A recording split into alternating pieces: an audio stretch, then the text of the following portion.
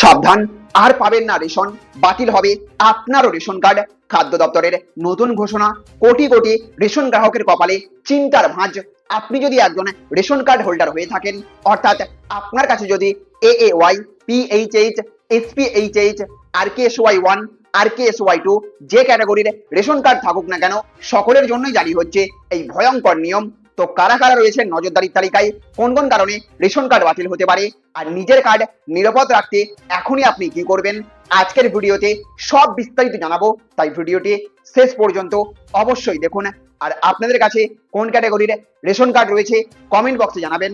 আপনারা দেখছেন take sharing online. ভিডিওটি শুরু করার আগে একটা লাইক করে দিন, বেশি বেশি করে শেয়ার করুন। চ্যানেলে নতুন হয়ে থাকলে অবশ্যই সাবস্ক্রাইব করে বেল আইকনটিকে অন করে রেখে দিন। তো বন্ধুরা, পশ্চিমবঙ্গে কোটি কোটি মানুষ আজও সরকারি রেশন ব্যবস্থার উপর নির্ভরশীল। জাতীয় খাদ্য সুরক্ষা আইনের আওতায় লক্ষ লক্ষ পরিবার প্রতি মাসে বিনামূল্যে অথবা একদম অল্প মূল্যে চাল, গম এবং অন্যান্য খাদ্য সামগ্রী পেয়ে থাকেন। কিন্তু দীর্ঘদিন ধরেই অভিযোগ উঠছিল, যারা প্রকৃতপক্ষে এই সুবিধার যোগ্য নন তারাও কিন্তু রেশন নিচ্ছেন। অন্যদিকে অনেক প্রকৃত দরিদ্র পরিবার নানা সমস্যার কারণে সরকারি সুবিধা থেকে বঞ্চিত হচ্ছেন। এই পরিস্থিতিতেই এবার বড় পদক্ষেপ নিয়েছে খাদ্য দপ্তর। সরকারি সূত্র অনুযায়ী কেন্দ্রীয় সরকারের নির্দেশ মেনে রাজ্যের সমস্ত রেশন কার্ডের তথ্য নতুন করে যাচাই করা হচ্ছে। এই যাচাইয়ের মূল উদ্দেশ্য হচ্ছে প্রকৃত উপভোক্তাদের কাছে সরকারি সুবিধা পৌঁছে দেওয়া এবং ভুয়ো বা অযোগ্য উপভোক্তাদের তালিকা থেকে বাদ দেওয়া। অর্থাৎ যারা নিয়ম অনুযায়ী রেশন পাওয়ার যোগ্য নন তাদের রেশন কার্ড এবার বাতিল হবে। খাদ্য দপ্তরের তথ্য অনুযায়ী কিছু নির্দিষ্ট বিষয় বিশেষভাবে খতিয়ে দেখা হচ্ছে, যেমন যাদের বার্ষিক আয় সরকারি নির্ধারিত সীমার অনেক বেশি, যাদের তথ্য সরকারি নথির সঙ্গে মিলছে না, অথবা যাদের ক্ষেত্রে পরিচয় সংক্রান্ত অসঙ্গতি রয়েছে তাদের আবেদন এবং রেশন কার্ড বিস্তারিতভাবে যাচাই করা হচ্ছে।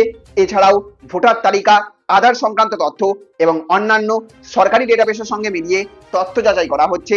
তো কোন কোন শ্রেণীর মানুষের তথ্য বিশেষভাবে যাচাই করা হচ্ছে?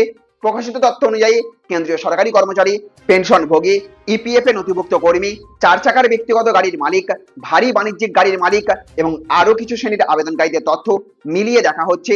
এর অর্থ এই নয় যে এই শ্রেণীর প্রত্যেকের রেশন কার্ড বাতিল হয়ে যাবে, বরং তাদের যোগ্যতা সরকারি নিয়ম অনুযায়ী যাচাই করা হবে।